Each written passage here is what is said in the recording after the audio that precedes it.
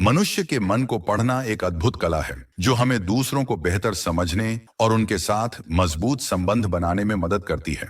यह एक जासूसी कौशल नहीं, बल्कि एक मनोवैज्ञानिक और व्यवहारिक अध्ययन है जिससे आप किसी व्यक्ति के विचारों, भावनाओं और इरादों को समझ सकते हैं। इस लेख में हम आपको विस्तार से बताएंगे कि किसी के मन को कैसे पढ़ सकते हैं, किन किन संकेतों को ध्यान में रखना चाहिए और किन तकनीकों से इस कौशल को विकसित किया जा सकता है। शरीर की भाषा किसी भी व्यक्ति के मन की स्थिति को व्यक्त करने का सबसे शक्तिशाली माध्यम है।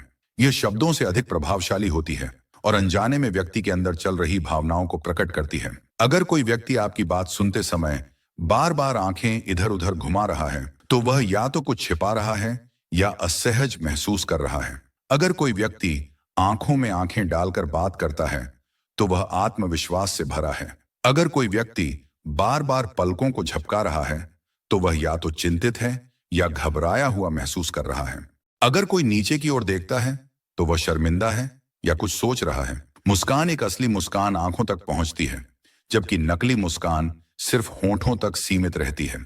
कपोलों, गालों का फड़कना यह चिंता या क्रोध का संकेत हो सकता है। भौहों का उठना यह आश्चर्य, असहमति या संदेह को दर्शाता है।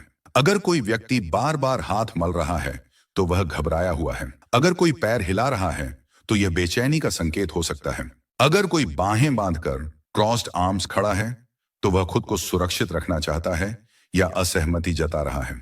बोलने का तरीका भी व्यक्ति के मानसिक स्थिति को दर्शाता है।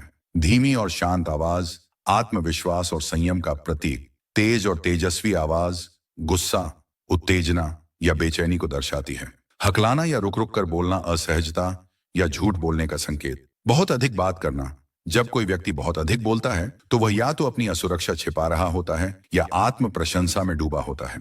यदि आप किसी के मन को समझना चाहते हैं, तो आपको यह जानना चाहिए कि वह झूठ बोल रहा है या सच।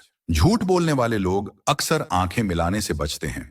वे अपने चेहरे या गर्दन को बार बार छूते हैं। वे बात को बदलने की कोशिश करते हैं या अत्यधिक विस्तार से बताते हैं।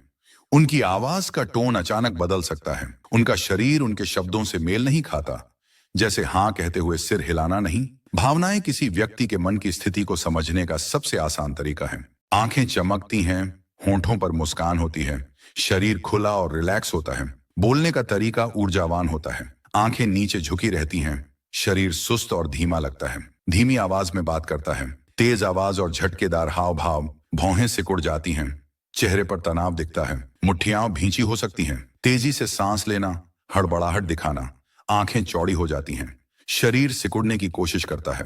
अगर आप किसी व्यक्ति के विचारों को समझना चाहते हैं, तो उसकी रुचियों, पसंद नापसंद और आदतों पर ध्यान दें।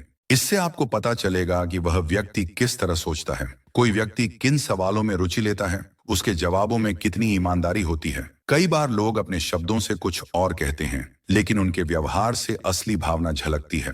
अगर आप सामने वाले के हाव भाव को हल्का सा कॉपी करें, तो वह आपको जल्दी अपना मानने लगता है। माइक्रो एक्सप्रेशंस वे क्षणिक चेहरे के हाव भाव होते हैं जो सेकंड के अंश में आते हैं और व्यक्ति की असली भावना को दर्शाते हैं। एनएलपी के जरिए आप किसी व्यक्ति की सोचने की प्रक्रिया को समझ सकते हैं। यह मुख्य रूप से व्यक्ति की भाषा और विचारों के पैटर्न पर आधारित होता है। किसी के मन को पढ़ने की कला कोई जादू नहीं, बल्कि एक अभ्यास करने योग्य कौशल है। इसे विकसित करने के लिए आपको ध्यान से सुनना, निरीक्षण करना और सहानुभूति, एम्पैथी रखना जरूरी है।